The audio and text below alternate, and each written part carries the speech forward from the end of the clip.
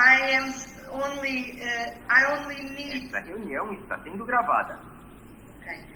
Hugo, I only need 2 more minutes because sharply at 5 we will put this live in the social media of our incubator.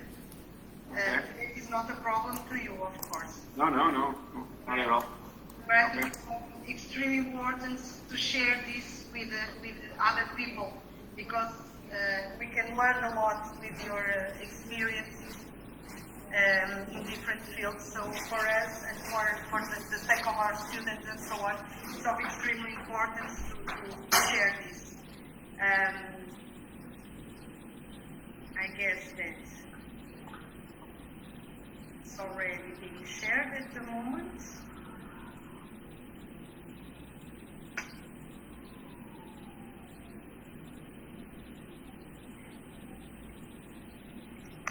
Is it okay? Yeah? So, first of all, Maia, we really appreciate that you have accepted our invitation because we would like that in this post-graduation, which is an international one, and it was specifically designed in a sector that is increasing a lot, the sector of bio and health.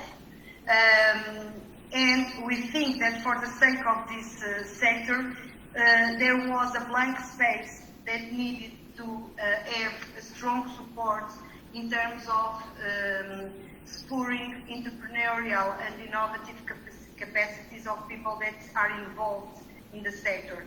It can be, as you see in our post-graduation, we have people from pharma companies, investment companies, biotech companies, people that are researchers doing PhDs, doing master degrees, people that are medical doctors, people that are from digital health also as Glint, Glint's one of the specific fields of Glint, of course.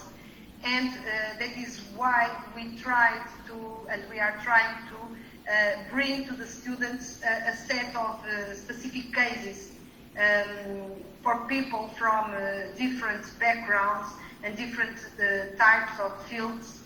For instance, yesterday we had the pleasure to have with us Bial, in the person of Antonio Portela, today Hugo, representing Glint, and next week we will also have here a representative of the Portugal Ventures.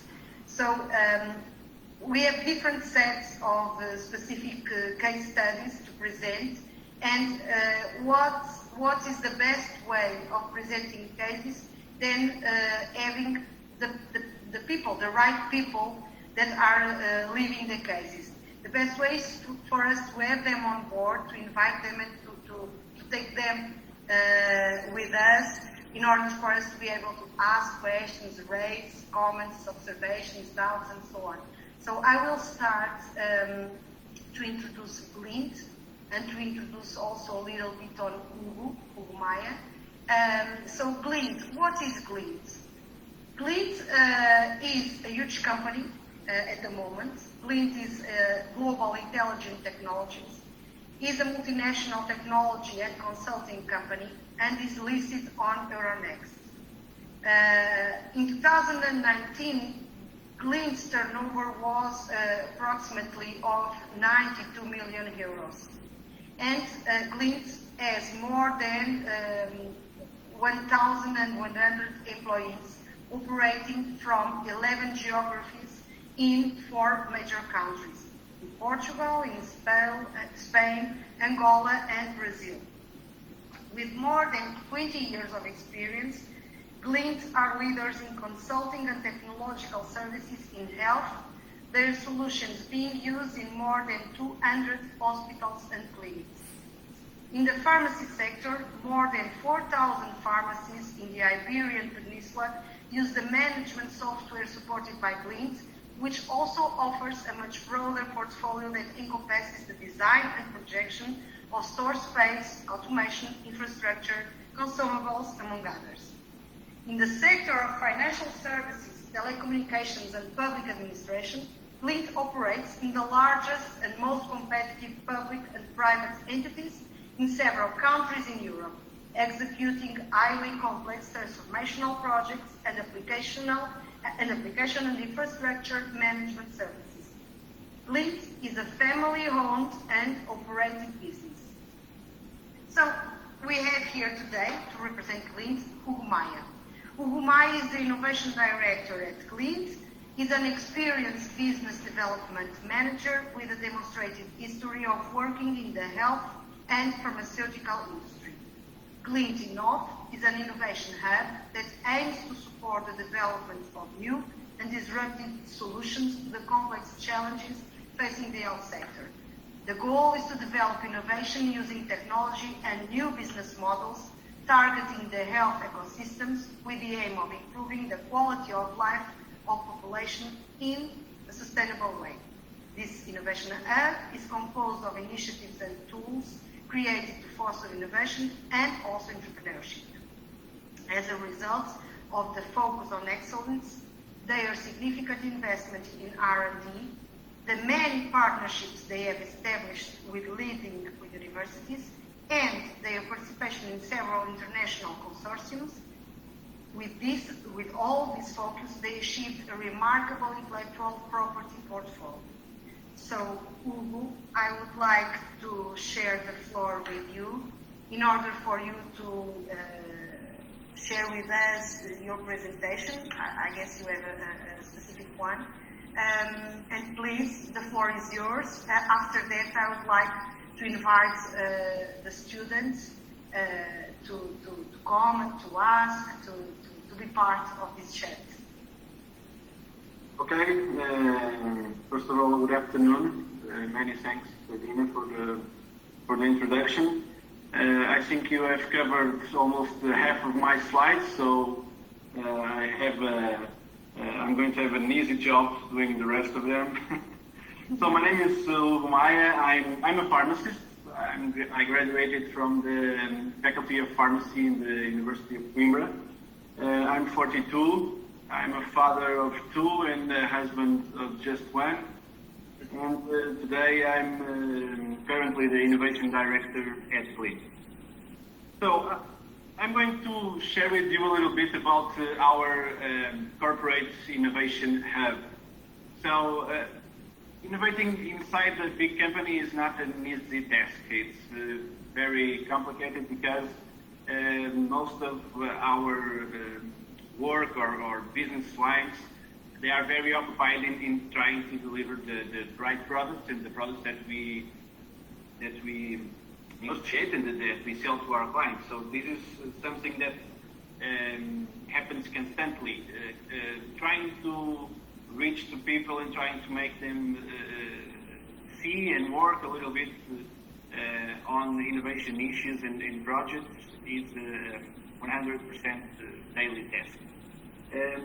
Glint Inov has just completed 2 years, so it started 2 years ago. I entered 1.5 years after the starting of Glintt Inov. And the better way to share this with you all is to share my presentation. I'm going to try to share it right now. Let me see if I can do it.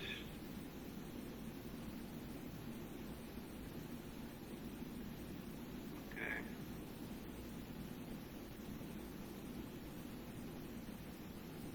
So do you see the PowerPoint presentation, but the slides with the Hangouts or the complete presentation? The slides with the Hangout. Yes. Yes. Okay, let me see if I can overcome this. So, and now. Now, yes, I'll do the presentation. Yeah. Okay. Okay, now that's better. So, as I was saying, Glint, and this is the part that I think Dina just covered. So we are a 90 company with around 1,100 people. Our people came from different backgrounds, but the largest background is IT and health, also management.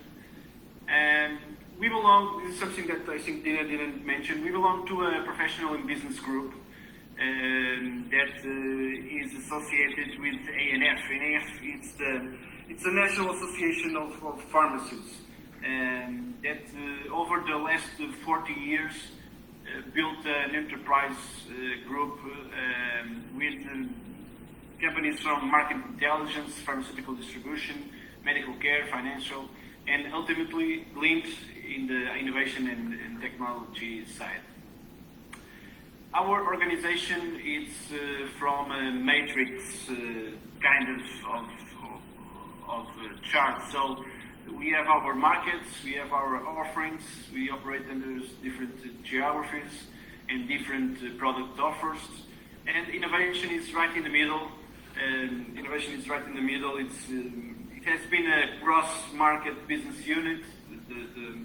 What we intend to do is to lead and to take innovation to all the sides of our company. So mainly we operate in three markets. We operate in the pharma market. We have the IT software for around 15,000 community pharmacies, 3,000 in Portugal and 12,000 in Spain. On the healthcare clinics and hospitals, we operate in around 200 hospitals and clinics. And we also have some development by design that we do to public administration, financial services, and telco. So that's the part of the non healthcare aspect. So in terms of, I would like to speak with you about a little bit about innovation in entrepreneurship. I know that probably you are sick and tired of hearing about the definitions of innovation, but I would like to ask you, what is your definition of innovation? If you could define innovation in a simple sentence, what would you say about it? Let me hear your thoughts. In my opinion, innovation is something that improves the answering of a specific need in relation to what we are solving now. Okay. Anyone else? In a very simple way, I would say creative solutions. Okay. And I think all of us, we all have our definitions of innovation, right? And I think all of them are right and are correct. So my definition of innovation is that innovation is new ways of doing the same or the new that generates more value.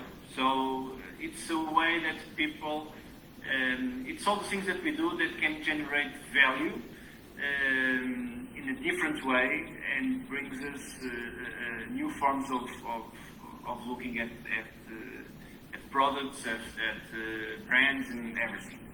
So innovation can come in different degrees, types and processes.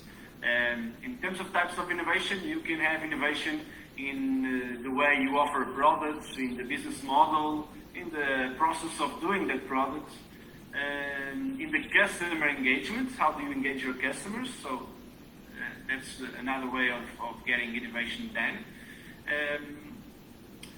And the process of innovation has also several ways of how we can innovate in our company. So mostly there are two major forms of innovation. You have closed innovation that is done inside an institution, a company, where you only depend on your resources and you cover all the plan of innovation from beginning to end.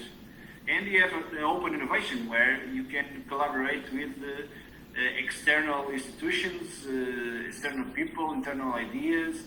You can look for alternative markets, you can do spin-offs, and in this kind of open innovation, you have lots and lots of ways of doing it.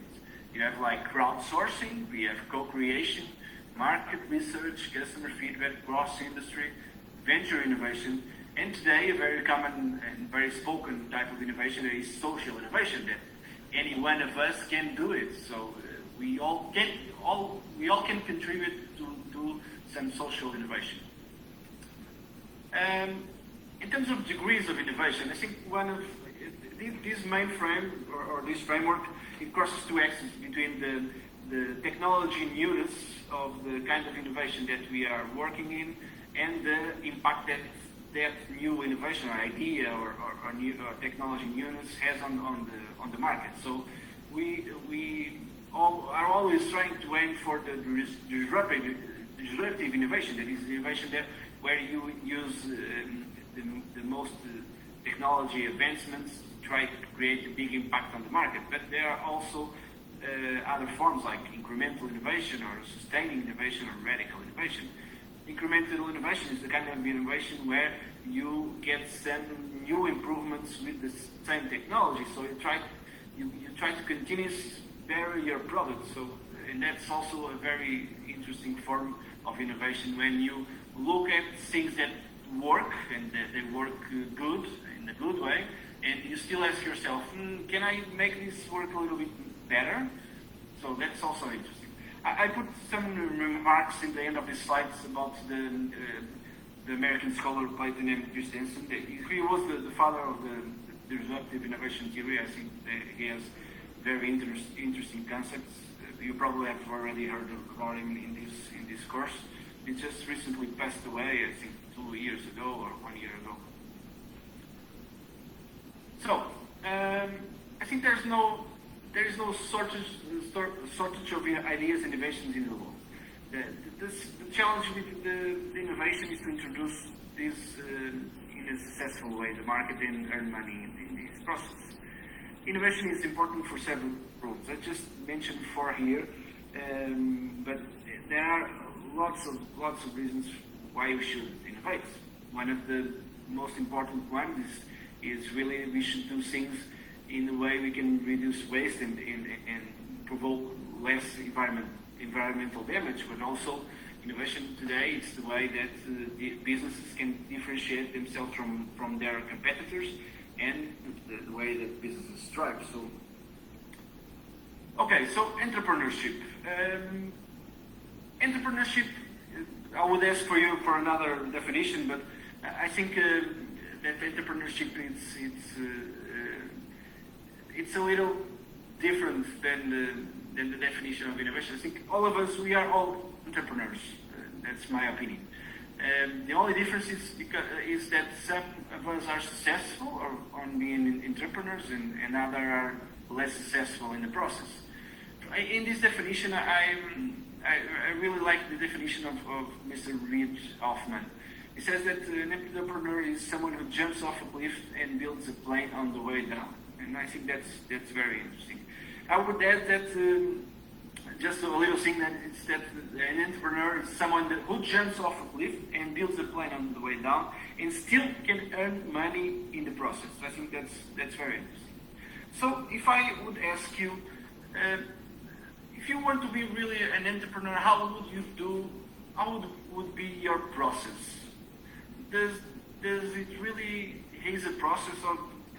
It really exists a process to be an entrepreneur? I don't know. I put some it's a sketch of a process in this, but basically I think most of the time someone thinks about being an entrepreneur in terms of a project or business, it all starts from the same way. So you try to validate your idea in the first with the heads, the families and friends. Then you should do some market assessment to see if this idea belongs to a market where it's a market that there is striving or where there is some kind of a need. Then you need to reframe the opportunity. So when you know the market and you try to put the idea inside that market, you have to know where is the blue ocean. So where are the big bucks? Should it be on the provider side? Should it be on the client side? What would be the right place for you in the value chain of that sector to be? After all, afterwards you should create and fund your company. And to fund your company, the 4Fs are the first ones that should accompany you in this dream. So you should ask money in your family, your friends, or as you say, fools or folks. And then what to do next? Well, next, I think the concern that you should have is to sell. Sell. That would be your main concern. So you have an idea, you have to earn money. Or you can do the startup path. So you can make a pitch, you can sell some equity, you can enter an incubation program, a scale-up program, some rounds of investment, and then make a real pilot with a real client. So there are no specific ways of being an entrepreneur or of getting an idea and transforming it to a product. So there's no right way. You can be a successful furniture maker or creator, or you can be like IKEA. But I think the two paths can be the opposite or can be the same. There's no easy or there's no right way to say that to be an entrepreneur you have to do this. There is a startup way. So the startup incubation today, startups are all around us. So every way or everywhere you go, you listen to the startups. You have founders meetings. You have pitches. You have incubation programs. You have everything about startups today. You have lots and lots of offering to companies that would like to start their own business, or they have an idea and like to strive with that idea. So I think today there is a lot of offering. That doesn't mean that the way is easier today than there was some years ago. So, but there's a new contest. By the early 2020, none of us was expecting that the world could change so much, but the truth is that the world changed. That's a fact. There's a new form of relation. So, all right, does everyone have sound? Is probably the most heard phrase on the last months. Each one of us, we heard this phrase at least 3 or 4 or 5 times a day. In the Middle Age, the worst thing that someone could do to us was pour some boiling oil over our heads. Today, the worst thing that someone can do to us is turn off our internet. The Maslow pyramid is also in constant changing, and it changed it again because safety and security now are again on the basis of this pyramid. There's a new kind of gym. So people are afraid to go to gymnasiums and to work out in close spaces with other people. So they are trying to do their workout at home or in the streets. And there's something that haven't changed for the last 2 or 3 years. So every time I work out, I have to post a picture of me working out and saying to the world that I'm getting fitness. So that's the same. There's a new office. That's also something that have changed. All of us that have kids can relate to this picture because it really is something that it's usual to happen in nowadays. And there are new urban tribes. So this is a picture that we are now used to see in almost every cities in the world. So there are new urban tribes emerging, and there are new businesses that are emerging. And businesses are changing. So there are really some businesses that are struggling with this, with the effects of the pandemic. I can talk to you about the airlines.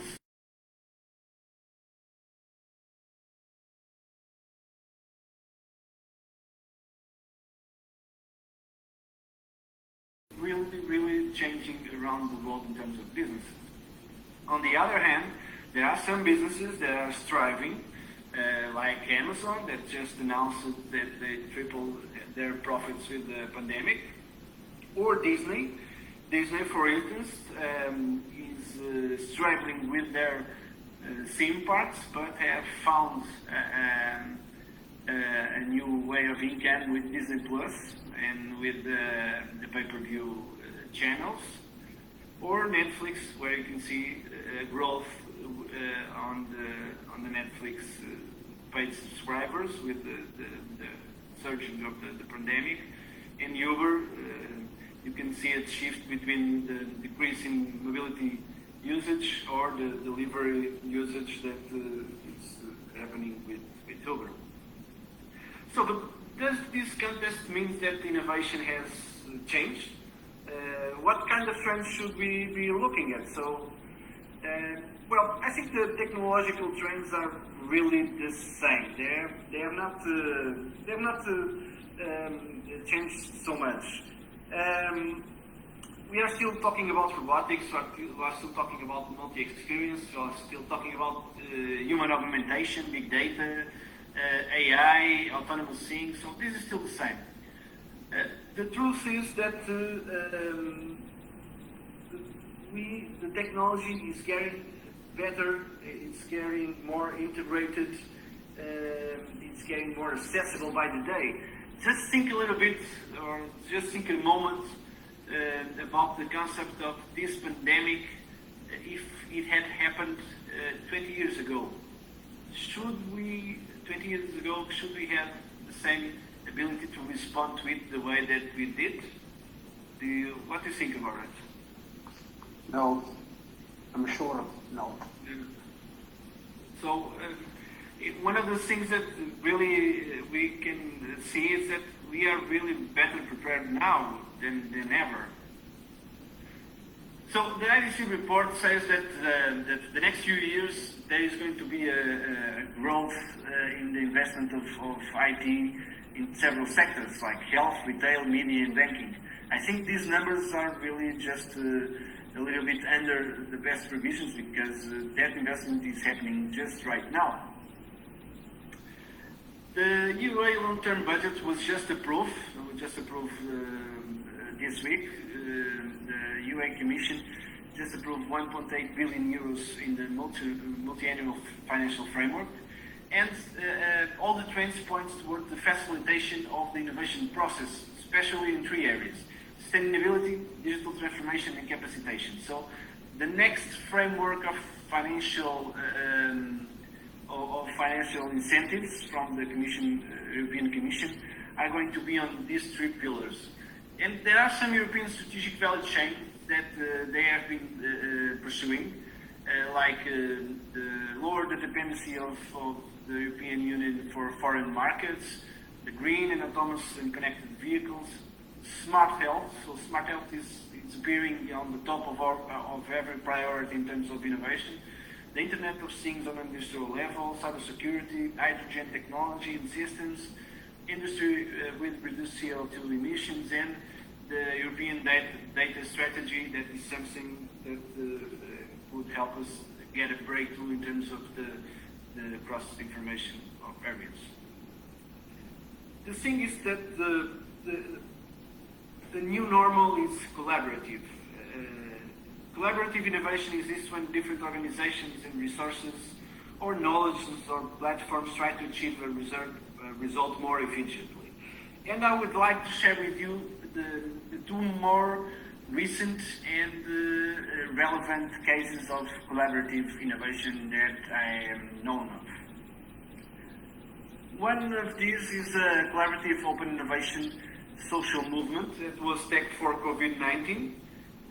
Tech for COVID-19 started in the early of the COVID-19 here in Portugal, where a few of founders from Portuguese startups just converted this movement into 5,000 people movement from different companies in various fields of work, and with the common goal, so development of technological solutions that could help overcome the challenge of of COVID-19. So this just happened over a crowdsourcing platform, a collaborative platform that is Slack. I don't know if you all know Slack. It was a group from Slack. And they, by the end of 2 months, roughly, they raised 210,000 euros. They had 34 active projects. They could earn the money, and then they used the money to buy some personal protective equipment. They also tried to resolve the issue with the ventilators. They could do 625 video consultations, etc. So it was a social movement where people from various sectors of the country, from IT developers to designers, etc., tried to collaborate together to put in place some of projects that could help the life of people during the pandemic. The other example that I would like to share with you has to do with the vaccine, the coronavirus vaccine. The partnership between Pfizer with the German boutique laboratory, the BioNTech, so where BioNTech brings the technology of the messenger RNA and could create a vaccine in 3 months. They were been working on that for several years. Not on COVID, they were working on another vaccine for flu, and their aim is to conquer also cancer.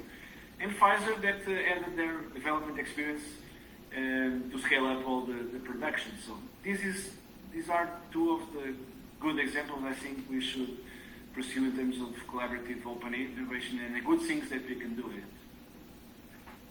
So what about the trends of the healthcare sector? So, well, we are still producing tons of healthcare data, and our ability to process and to storage is lower than the amount of data produced. The question is, what should we be doing with this data?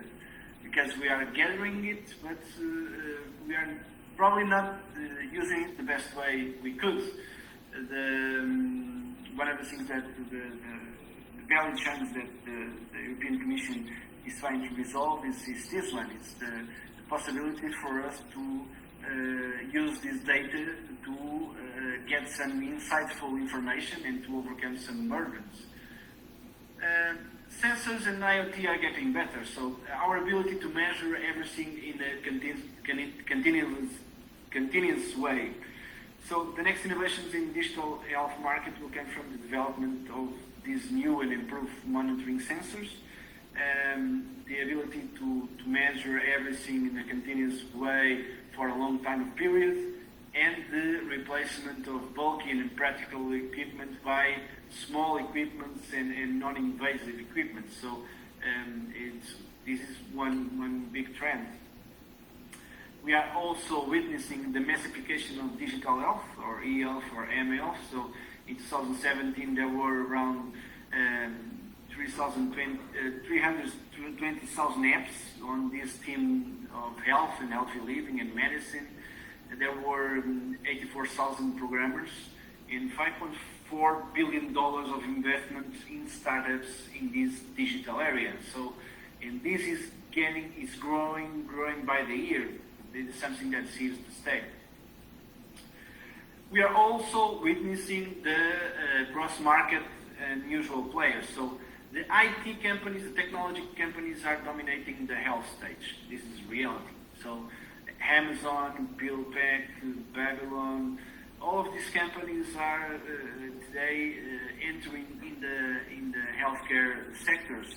A year ago or a year and a half ago, Apple just issued for a certification of their monitoring sensors on mattresses and beds, so they could monitoring our life signs while we were sleeping.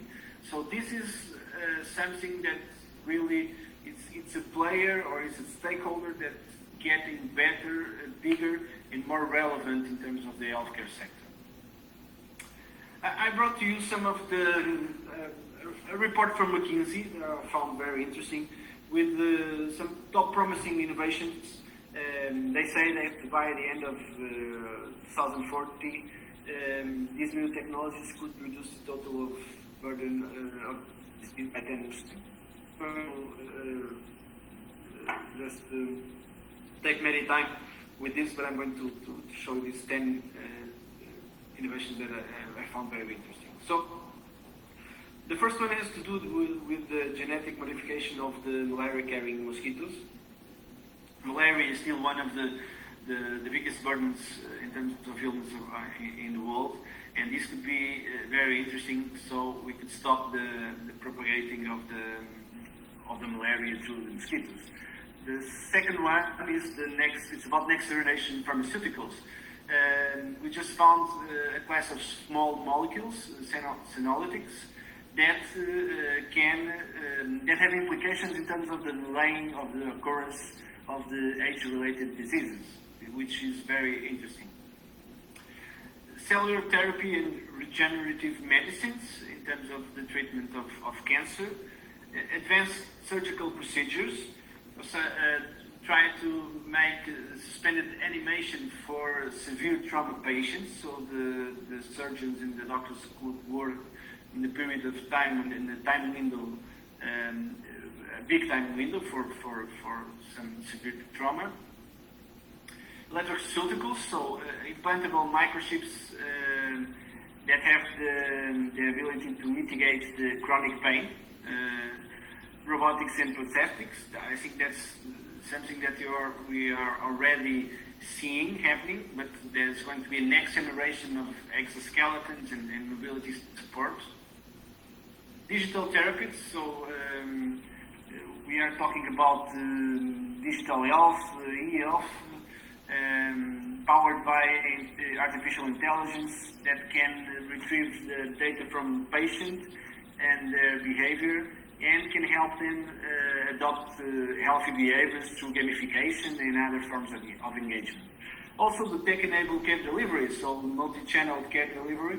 Today, the way that we promote and we give healthcare, it's changing. So just see the kind of number of telemedicine consultations that have been done in the last month. So this is something that's going to change. It's already changing the way we deliver the care to the patients. Not only about the telemedicine, but also the kind of equipments that are because of the technology that we already have in place, that we can make and we can build to be used in a remote way, in a remote approach. This one has to do with ultra-thin e-tattoos that can provide heart monitoring. I'm going to show you, it's very interesting because on a few slides I'm going to show you a project that we are working with that has just to do with this. So, the ability to monitor patients without all those cables in terms of all the parameters that we'd like to measure. So that's very interesting.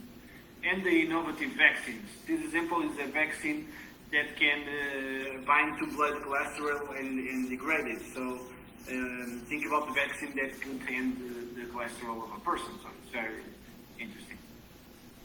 Okay, so we are just reaching the Inov, our corporate innovation hub. That I would like to share with you the work that we are doing. Our goal and our main developed projects in the subject of digital health, that is our expertise. So we are an IT company, a technological company that has some knowledge in terms of healthcare, and that's why we have chosen the digital health area for us to work. So in terms of mission, I think Dina already spoke in the beginning. So our mission is to create innovation through technology, through new business models for this healthcare ecosystem. in order to improve the quality of people's lives. Our values incorporate the disruptive thinking, the will to create, the improvement of people's lives, and the valuing of difference. Our action points, this is something that we try to do every single day. We try to facilitate and develop new ideas, internal and external. We try to promote incremental innovation in our own products, the products that we have on the pharma market, on the healthcare market, or in the corporate market. The question is always the same. I know it works good, and I know it works well, but can it work better? That is something that we have to ask ourselves every day. Then we have another area that is the raise of funding to invest in innovation, internal and external. And in terms of external, it could be private equity or public funding. We also have the responsibility to promote Glint's entirety on the innovation axis and the implementation of an open strategy across all companies. All of this comes from a vision that we have for the healthcare system. So we believe that technology allows patients to have control over his therapeutic journey, while provides the professionals and the caregivers the information they need to increase results, efficiency, and the outcomes in health. So the truth is that illness and health, they are two sides of the same coin. So this journey is a journey that we all go through, and if you can relate this journey to be centered on the person, to have the capability of real-time health, and if we can connect all these pieces together, and we connect the patients with the health professions and the caregivers, the informal caregivers, and we can upload, or we can gather all this information, we could have the ability to manage and control the diseases of our population. Let me give you a very specific example. The pharmacies in Portugal today, we have an algorithm that can predict the spike of the influenza virus with a warning score of 2 weeks before. So just by the type of medicine, of products that the people are buying in the pharmacies. So if you can get this information and try to share this information with hospitals, with the public health system, probably we can be better prepared to pandemic events or for disease events. So it's a very interesting concept. So we believe in this new health ecosystem, health where the boundaries between different industries, companies, caregivers, and health providers disappear, and that can contribute to better overall care delivery on the individual and therefore of the population. This is our team here at Glint. So we are a team of 5 people. We don't have a development team ourselves, so what we do is try to get the ideas to the development teams, and we try to get the right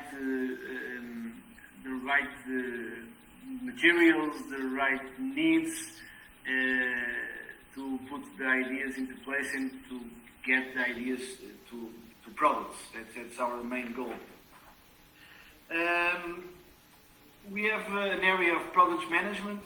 We have an area for the Glintt Inov that's responsible for the partnerships that we do with other companies, and we have the area of funding. And this is the kind of innovation that we try to implement here: the planned innovation, the incremental innovation, or the disruptive innovation.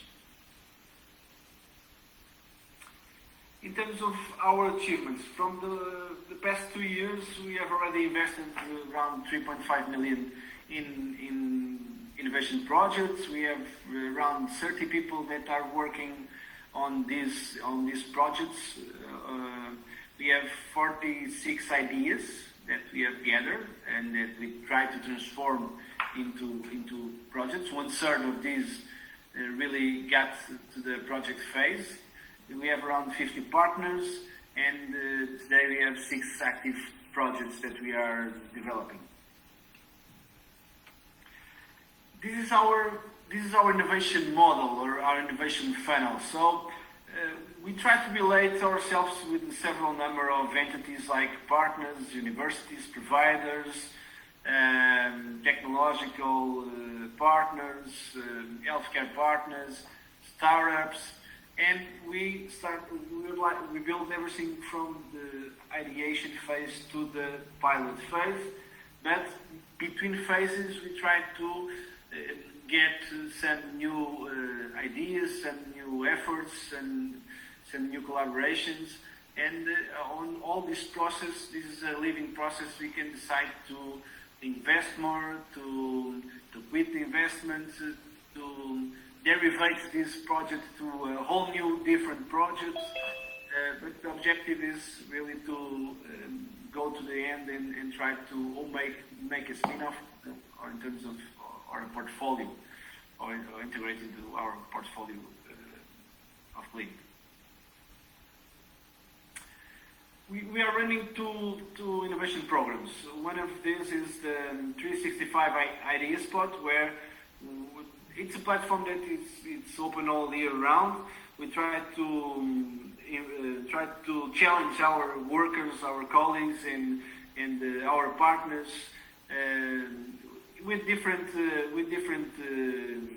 teams around the digital health area, and then we try to challenge them to come up to us with new ideas. So we then gather all these ideas and we organize a pitch, where our sponsors management team will choose 3 or 4 ideas that we could invest on. The other one is the Sync Challenge that we're just going to start here in 2021.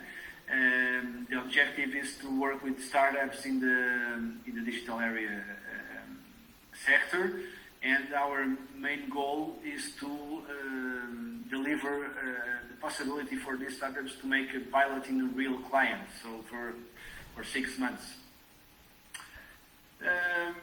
On our 2 years of existence, we have already done 2 hackathons. So hackathons are events that we do with students and with our own colleagues internally, where we try to promote a 24-hour event where we launch a challenge, and then the teams have 24 hours to come up with a solution. At the end, they have to make a pitch, and there's a prize money.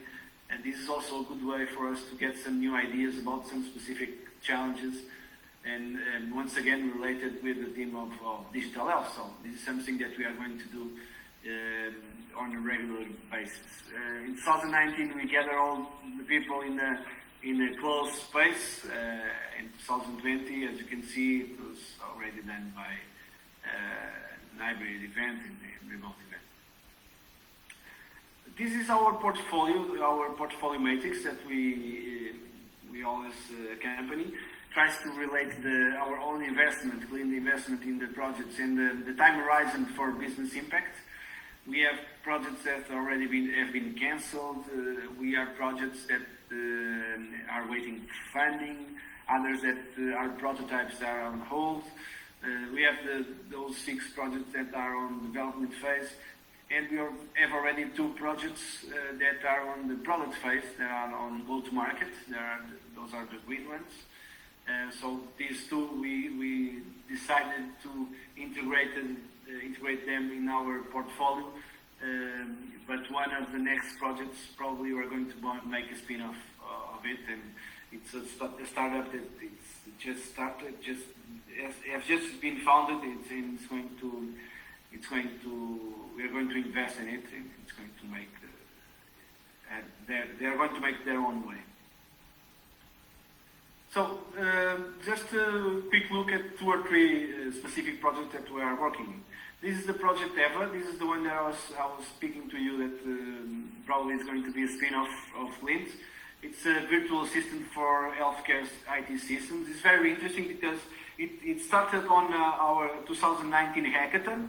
It was brought to us by a group of students from the Instituto Superior Técnico in Lisbon.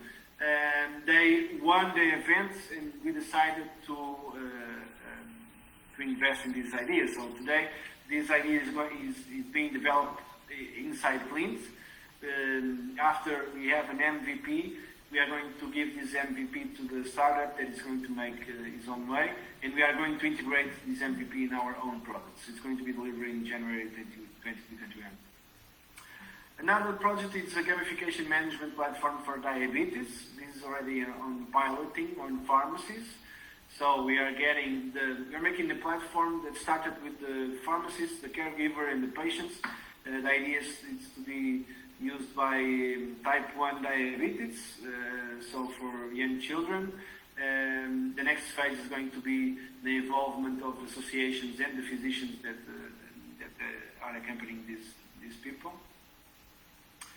The whole project, this is a project that we are working in the consortium, and we are developing biomonitoring stickers, like the one that we saw in the trends of McKinsey, that have the ability to measure a ton of parameters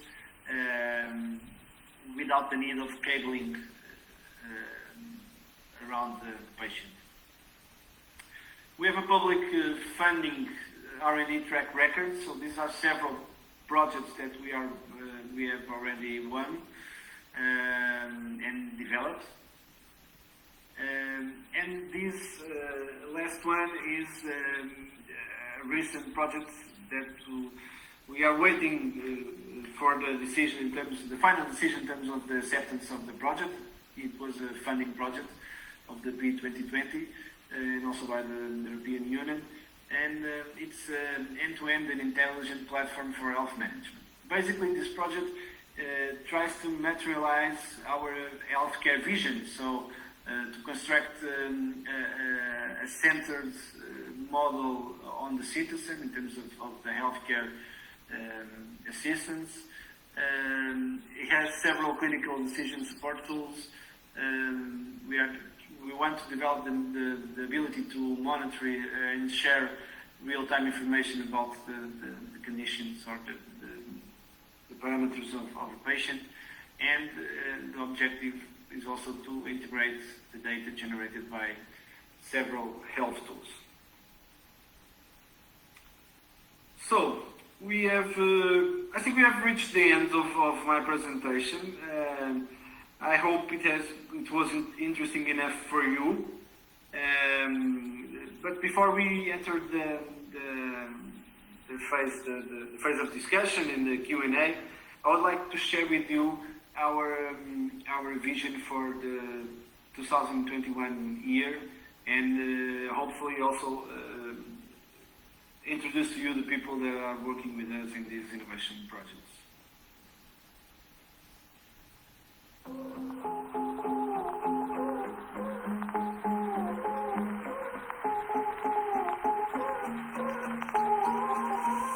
A Inov surgiu em 2018 com o intuito de promover a inovação interna.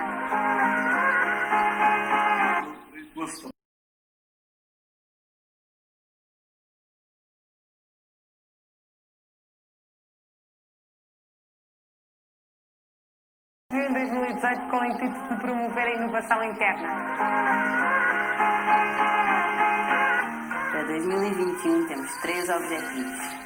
Continuar a envolver cada vez mais pessoas na inovação, sejam internas ou externas à Glint, captar investimento público para os projetos de ID e assegurar uma gestão eficiente de todas as iniciativas que temos em curso. A Inov atualmente pretende trazer projetos disruptivos na área da saúde através de parceiros tecnológicos, envolvendo startups e também universidades.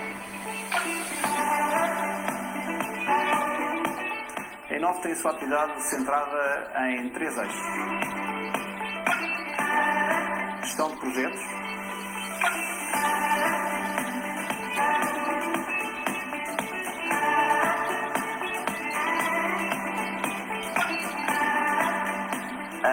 A candidatura Health surgiu o convite da Eduardo até. Chegámos lá sem ideia, com uma equipa só formada, começámos a surgir várias ideias, até que ficámos na ideia da EVA. E o que é EVA? No fundo, a EVA pretende resolver todos os problemas que sistemas informáticos provocarem no profissional de saúde, quer seja no médico, quer seja no farmacêutico. Entretanto, o hackathon correu muito bem, o projeto desenvolveu-se e, entretanto, já estamos a lançar a startup EVA à volta desta missão e deste produto do chatbot e dos assistentes digital pessoal. O projeto que estamos a desenvolver com a Glintt Inov tem-nos possibilitado de estar dentro de dois grandes mundos. Primeiro, o empreendedorismo e também explorar o mundo e do lado mais corporativo da Glint. Tem sido ótimo. Open Innovation e acompanhamento de startups.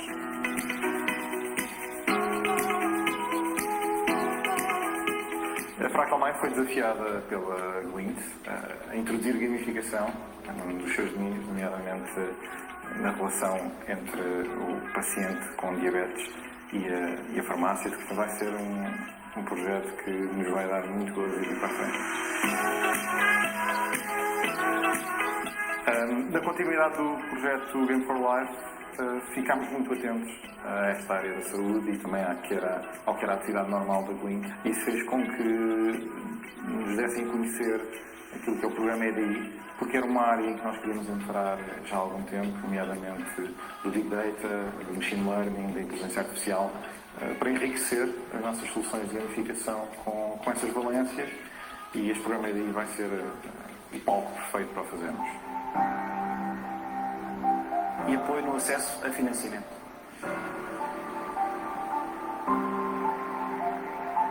Ora, a parceria com uma empresa como a Glint em projetos de ID com financiamento público significa aumentar o impacto que a academia pode ter na vida das pessoas, sejam pessoas com doença ou profissionais de saúde. A Glint, nomeadamente através da Inov, apresenta uma cultura de disrupção e de inovação. O nosso contacto com este ambiente em projetos de ID com financiamento público fomenta sinergias e facilita a implementação de ideias e conhecimento. Juntos conseguimos chegar mais longe.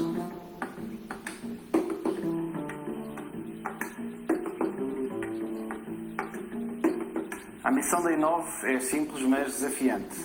Nós queremos ajudar a resolver problemas concretos na área da saúde. Acreditamos que só através de ligarmos profissionais de saúde, cuidadores informais, doentes, instituições, organizações, é que é possível termos uma saúde ou um ecossistema da saúde conectado, mais eficiente e onde todos podemos contribuir e ajudar para resolver os problemas da nossa sociedade. Esse é o nosso objetivo.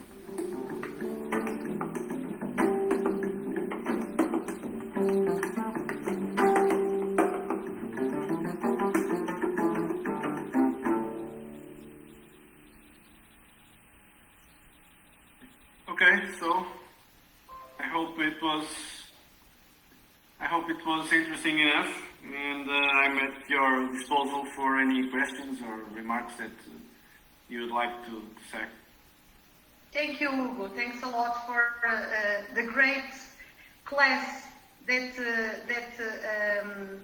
that you brought to us today. I would like to leave the floor for my students to provide some comments, or to ask something, to ask questions. And then, if possible, I would also like to ask a few questions on my own. So, who would like to start? Yeah, I would like to start. Yes. So, thank you very much, Hugo, for your presentation, because it was great, and I really enjoyed this time. You mentioned during the presentation several times the wearables. And I think that wearables can introduce real-time patient support and also predictive healthcare in the future. We know that the technology is ready. We have the sensors, we have the artificial intelligence, we have everything that could be used to implement this kind of solution. But, and also the potential savings that could be generated to the healthcare system, it's clear. But in this moment, I think that the public opinion has still big concerns about the right to the privacy of this kind of solution. Which is your idea in this topic, and can you tell us which is the strategy that your company want to perceive in this specific topic? Okay. Yeah, well, that's a big issue, I think, because as you know, today, in order for us to do some kind of project that involves the sharing of information between companies or between people, it's very complex because we have all the GDPR issues that you have to address, and there's a great concern about cybersecurity of data and the data management. So one of the things that we try to do in every project that we do is try to run all the projects through our Chief Security Officer, our CSO, and our Chief Data Protection Officer. So they are involved in all of these projects, and sometimes we really have to do the project in a different way. The other form is we are partnering with a company from the University of Porto. It's a spin-off from the University of Porto that has come up with an interoperability platform that permits the anonymization of the data. So we are now putting this interoperability platform in almost all our projects. So it has a proven algorithm. It has the support of the University of Porto, and we can exchange the information without really knowing or without the capability of getting to the personal data of someone. So we are working it around, not with the devices, the wearables, not with the, sometimes with the type of development that we do. We could go through one way, but we took another turn. But today we are centering everything on this interoperability platform that has these proven algorithms for cybersecurity. And it's a company that probably it's going to be a big company in the next few years. It's called the LT Systems, if you would like to. LT System? LT Systems, yeah. I will take a look.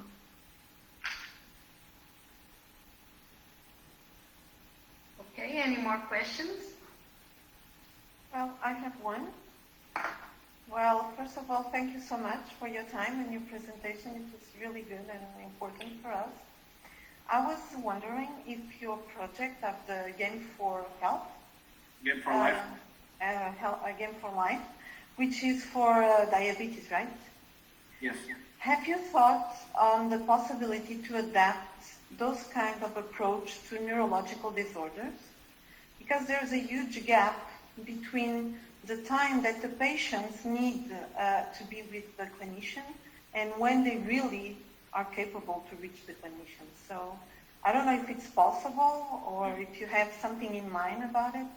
Yes, some of that's very interesting, Anna, because some of the startups and the ideas that just came to us on the last 6 months were about mental health and the way that gamification could improve mental health. It's an issue that we are really thinking in a very strong way because it's something that it's going to be needed. It's already needed.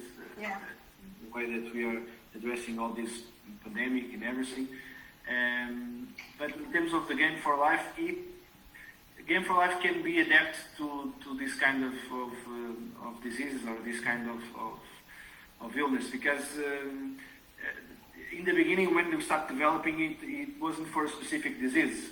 The idea was to build a gamification platform that could be used to incentivize people to take their medicines to improve their lives, and it wasn't just for diabetes or for cholesterol or for other illnesses. But then we start to go through a path that for us it was more interesting, diabetes, because of the kids, because of the trauma of being recently diagnosed with diabetes in a very early age. But the gamification motor is the same, so it can be used to other diseases if we would like.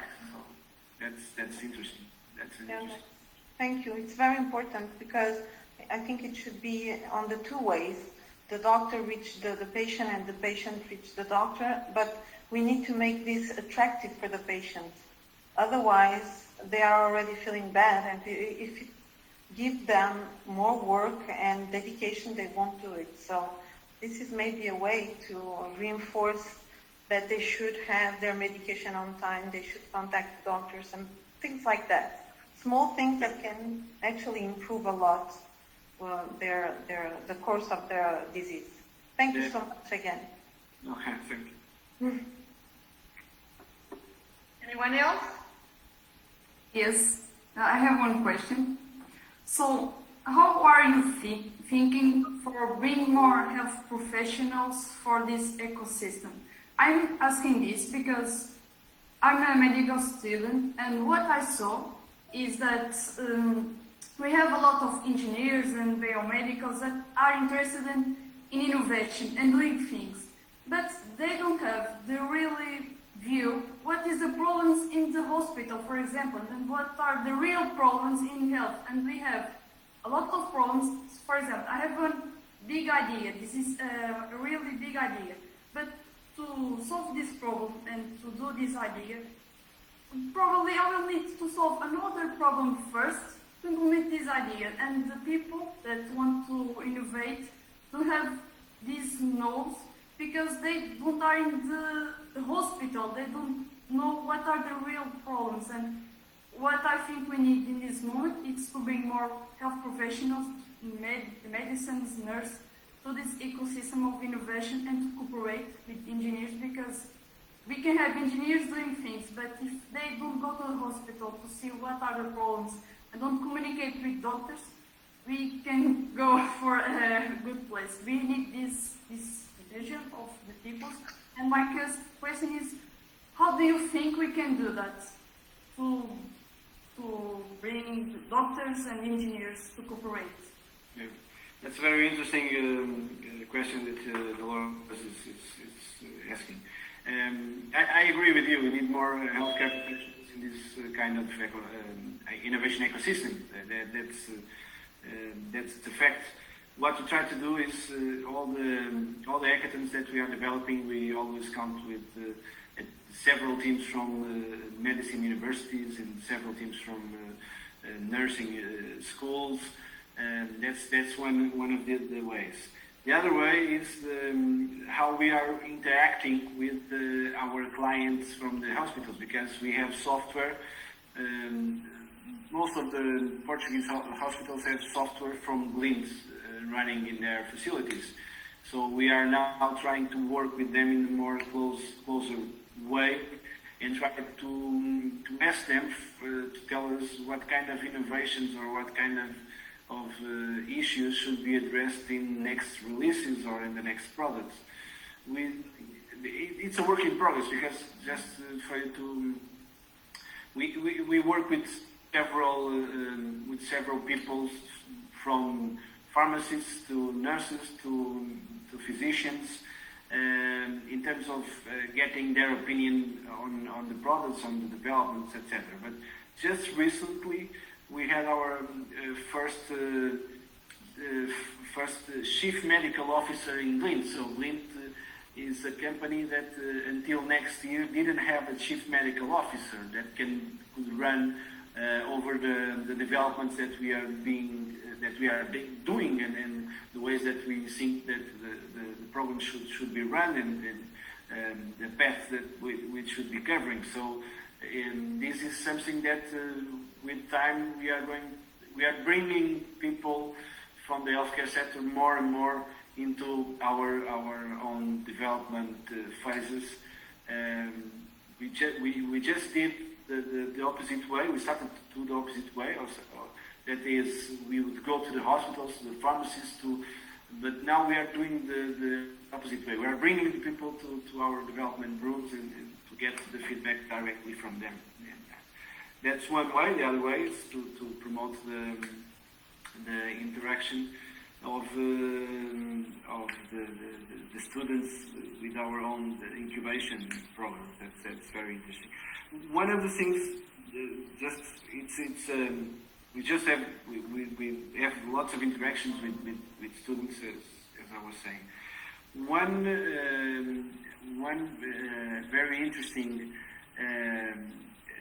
topic that I would like to say or point out is that the most innovative students that appear in our programs normally are students from biomedical engineering. It's very interesting. It's the cross-border between medicine and engineering. That's very interesting. Normally are the students that are more proactive in terms of innovation, in terms of trying to solve issues and problems. It's just a fact, not okay. So Lina, can I ask a question, please? Okay. So Hugo, thank you very much for your presentation. It was wonderful. I'm a biomedical student at the UI, Universidade do Interior. I started my own startup in February, and I'm trying to do what you do, but I started, okay, I don't even have 1 year, but what I'm doing is picking up students that have ideas and picking up my own and trying to give them the tools to develop those ideas by my company, and try to give them the financial support and the technical support. So I have two questions for you. The first is, as a company of your dimension, how do you support startups? Okay, do you only support them with the environment or the incubator phase or the financial phase or the technical parts of development the product? How much do you support the startups? And my second question, what is the best way for a student or a university or a startup like Maia to contact you to expose their projects and all? Okay, so I'll start by the second. That's the easy one. You can send me an email or you can get my number. Nice. I'll get it here in the chat for you all. But that's easy. The first one, we don't have. I showed you those two programs that we are running: the 365 ideation and the sync program. Those programs are very specific for a certain phase of the process of innovation. One is for ideation, and the other one is to run a pilot on the startups that already have MVPs and are working on and want to test those MVPs in real time. But our experience on the last 2 years, we have done everything with the startups. We have support them in terms of funding. We have challenged startups to enter with us in specific incubation programs, not our programs, other programs. We are developing code. We are coding for startups, some of them. So it depends on the project, the products, it depends on the service, it depends on the phase that you are. I don't think there is a specific question of how. We have to see what you are doing, where you want to go, what you want to achieve, and then see how can we help you on the best way. Just to, for instance, Fractal Mind, that wasn't on the video, and they built with us the Game for Life platform. They have the gamification platform, and we challenged them to enter a program that is sponsored by Age 2020 to respond to a specific challenge for a company in our ecosystem. So, and we've been nurturing them, we've been accompanying them, we've been incubating them. So it depends on the specific project. I'm going to leave the number and okay. Okay, thank you very much. Yeah. Also, just a little sub-question of your question. In what sort of stage of the life cycle of the idea or the project or the startup, or in what kind of stage does Glint supports this kind of innovations that come from, for instance, from incubators, from universities? In what kind of stage? Do you need some kind of IP? We are how do you say, the expertise or the experience that we have is it's in early stage or in MVP stage. That's companies that have already been. We have two ways. Just for our approach to companies that already are doing business. Normally, it's to invest, but for us to have a majority of equity.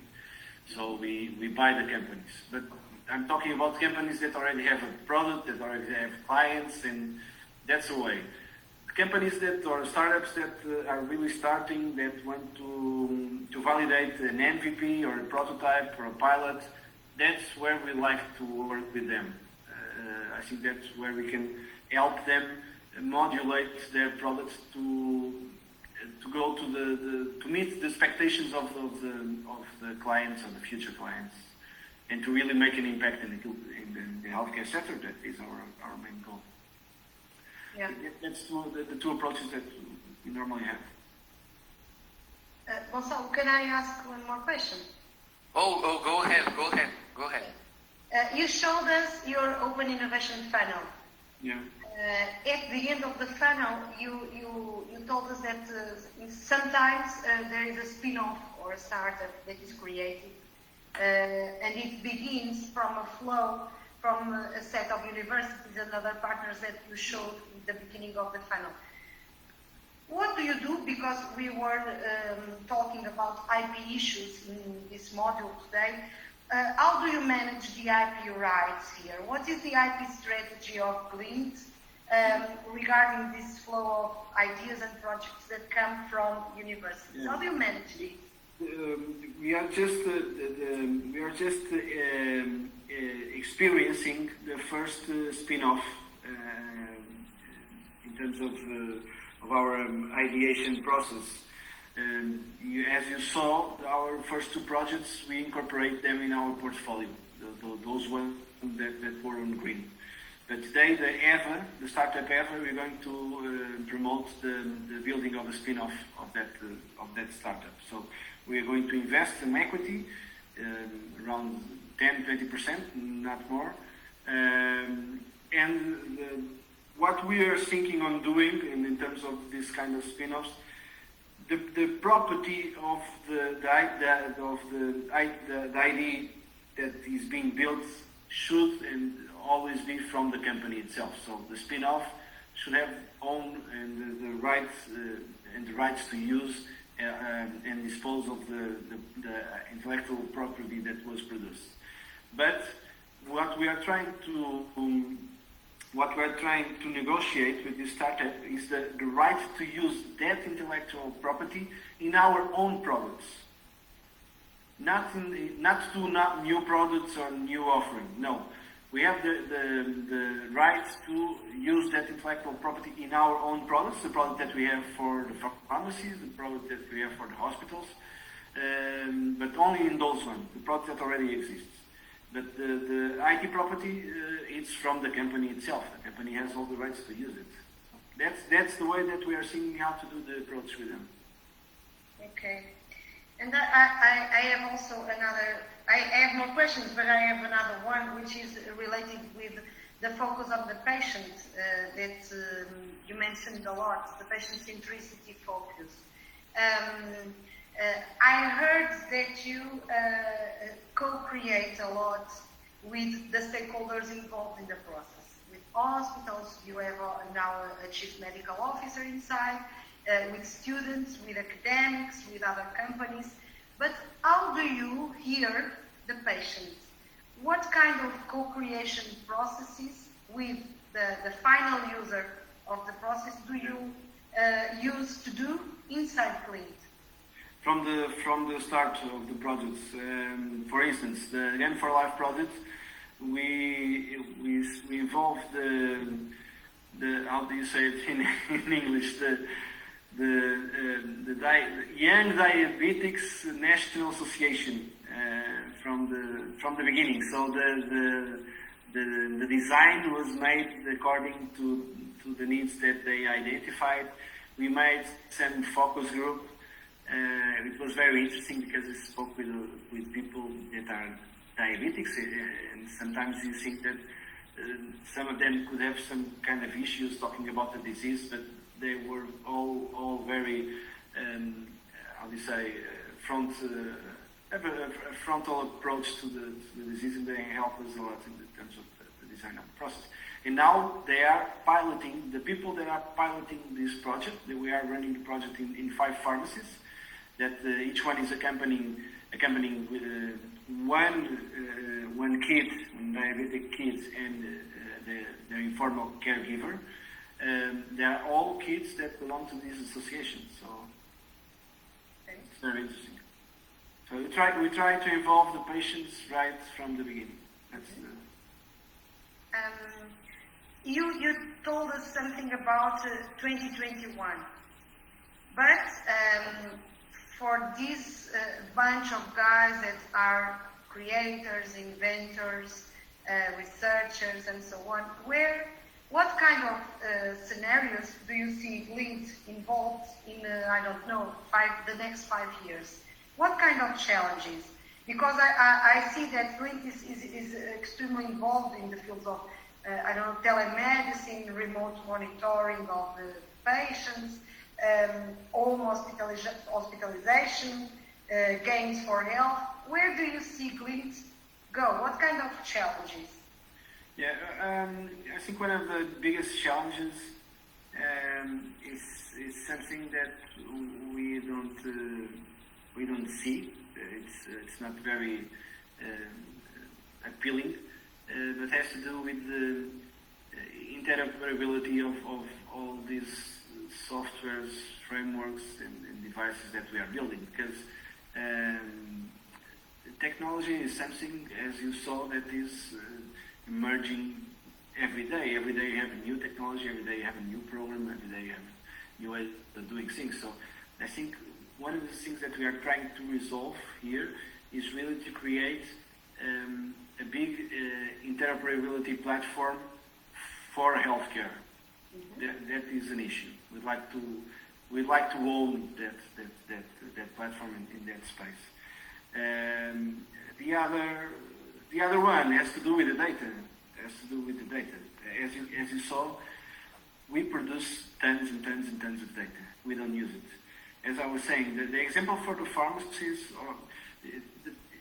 it's hard to imagine, but it's real because we are working with them. This is a department from the National Association of Pharmacists that is running this.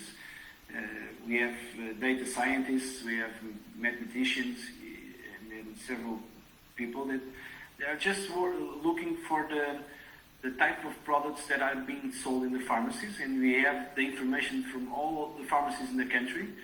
And you just by looking at what kind of products are being sold, you can determine what kind of problems in terms of public health there is in a certain region of the country, and you can really anticipate some kind of information about what's going to happen in the next 2 weeks in terms of hospital occupation.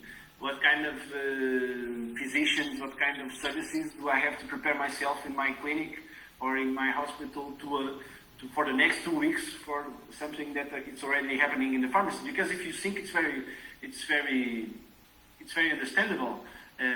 When you get a cold, the first place you go is to a pharmacy. You don't go to the hospital. You go to a pharmacy to buy an anti-grip, anti-pain, other stuff. So I think these two, the data and the interoperability platform, are the two major things that we are going to be addressing on the next few years. Okay, I was asking this because you don't know, but the guys that are here at the classroom, some of them have, in my opinion, interesting projects in specific fields that that can be targeted to Glintt Inov, Innovation Hub, and that can be heard and that can be shown and possibly that can have some future connectivities. So now I don't know if anybody in the classroom wants to raise any more questions or observations. If not, Hugo, I would like to tell you that we really appreciated your presence. Thanks a lot for being here. I'm sorry for having bothered you so much time. Initially I asked for approximately 45 minutes, sorry, but it's of extreme importance to have... I'm late for a meeting, but it's my pleasure also to be here and talk with you guys. Thanks a lot. I know that possibly some of these people will go inside your funnel. I also want to tell you that Glint is a partner of us in our next hackathon that will take place in January 15 and 16. And in that sense, I invite all people that are here also to be in our hackathon, presenting their ideas, because I don't know if it is Hugo or Anarita or who it is that will be with us in the next hackathon, but probably I for sure know that from now on, possibly UBI and the other institutions here involved, like University of Granada and also UniVPM from Ancona, Italy. Possibly you will hear about us and possibly future activities will be performed. So, Maia, thanks a lot for the time. Thanks a lot, you guys, also for the invitation. It was a pleasure. Okay? Best regards and the best of luck and happy Christmas. Okay, Merry Christmas to you. Bye. Safe Christmas. Bye-bye.